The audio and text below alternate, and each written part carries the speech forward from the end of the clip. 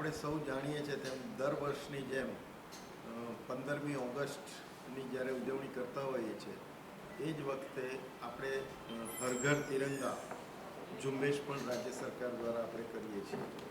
તે અનુસાર આ વર્ષે પણ તારીખ 9મી ઓગસ્ટથી 17મી ઓગસ્ટ સુધી હર ઘર તિરંગા ઘર ઘર તિરંગા આપણે કેમ્પેઇન ચલાવવાની છે।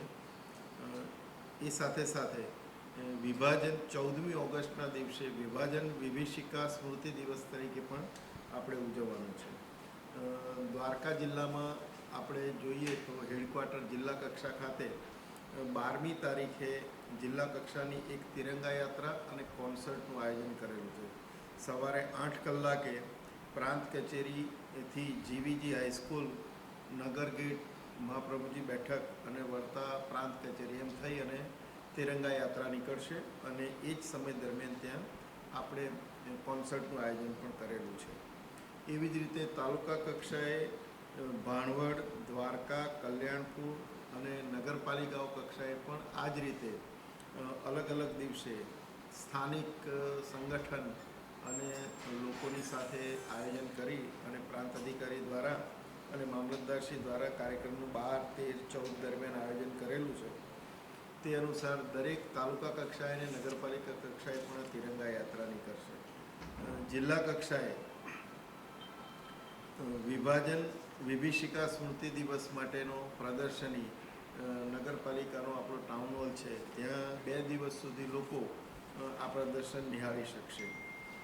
સાથે સાથે ભારત સરકારના માય ગવર્મેન્ટ પોર્ટલ ઉપર આ અંગેની એક ક્વિઝ પણ છે, એમાં પણ સૌને ભાગ લેવા માટે હું અનુરોધ કરું છું। આજે શિક્ષણ અધિકારી કોલેજના પ્રિન્સિપાલ પદાધિકારીઓ બધાની સાથે આપણે બેઠક થઈ અને આ વિષયમાં સૌને જાણકારી આપી છે અને હું સૌને અપીલ કરું છું કે આ ક્વિઝમાં મોટા પ્રમાણમાં આપણે સૌ ભાગ લઈએ, તેમજ જિલ્લા કક્ષાની અને તાલુકા કક્ષાની જે તિરંગા યાત્રા આપણે કાઢવાના છે એમાં પણ સૌ ઉત્સાહભેર ભાગ લે।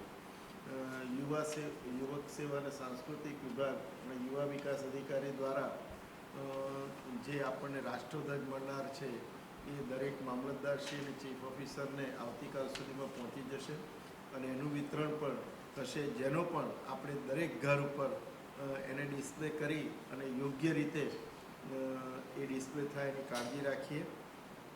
આ સાથે મોટા પ્રમાણમાં સૌ ઉત્સાહભેર ભાગ લે, તેમજ તિરંગા સાથેની પોતાની સેલ્ફી ઘર ઉપર લગાડ્યો હોય, પોતાના કોમર્શિયલ એસ્ટાબ્લિશમેન્ટ ઉપર લગાડેલો હોય, એની સાથેની સેલ્ફી લઈ અને #tiranga.com વેબસાઇટ ઉપર પણ અપલોડ કરવાનો સૌને અનુરોધ કરું છું। Thank you.